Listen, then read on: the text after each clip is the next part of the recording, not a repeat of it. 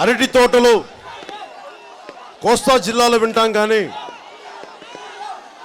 కడప అంటే బయట ఏం చెప్తారంటే తొండ గుడ్లు పెట్టలేవు, డబ్బులు ఉండవు అక్కడ. ఇక్కడ డబ్బంతా తరతరాలుగా ఏర్పడిపోయిన కుటుంబాల దగ్గర ఉండిపోయింది, వేల కోట్లు. ఎవరన్నా సరే పారిశ్రామికవేత్తలు ఇక్కడ ఎందుకు రాలేకపోతున్నారు? ఒక్కళ్ళు ఎందుకు రాలేకపోతున్నారు? నేను ఎందుకంటే ప్రతి కుటుంబం చేతిలో, కొన్ని కుటుంబాల చేతిలో రాయలసీమ ఇరుక్కుపోయింది. మీ ఒక్కరి సమస్య కాదు, మేము మాట్లాడతాను, మీరు అరిస్తే కుదరదు. వినండి, నాకు తెలీదా? మీ ఆవేదన కోసం వచ్చాం, మీ కష్టాల కోసం వచ్చాం, మీ సమస్యల కోసం వచ్చాం.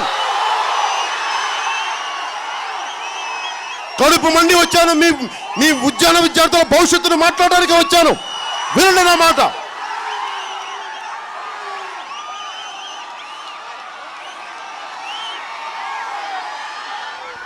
మాట్లాడతాను, నమ్మండి. అరే 200 ఉద్యోగాలు ఉన్న అవసరాలను కూడా నేను మాట్లాడుతున్నాను, నమ్మండి నన్ను. నేను మీకు అండగా నిలబడతాను, ఉద్యాన విద్యార్థుల భవిష్యత్తును కాపాడుతాను, నమ్మండి. ఎర్రచందనం గురించి మాట్లాడతాం, ఎర్రచందనం దొంగల గురించి మాట్లాడతాం. శేషాచలం అడవుల్ని ఎర్రచందనం అడవుల్ని దోపిడీ చేస్తున్న దొంగల్ని ఒళ్ళు తెగే వరకు కొడతాం.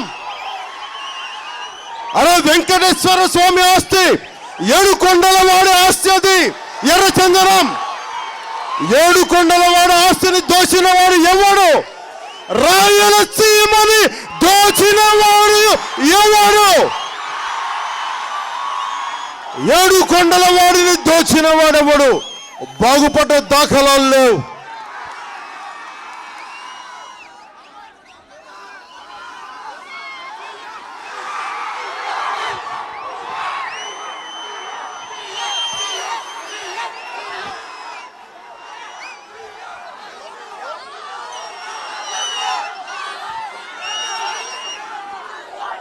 అలాగే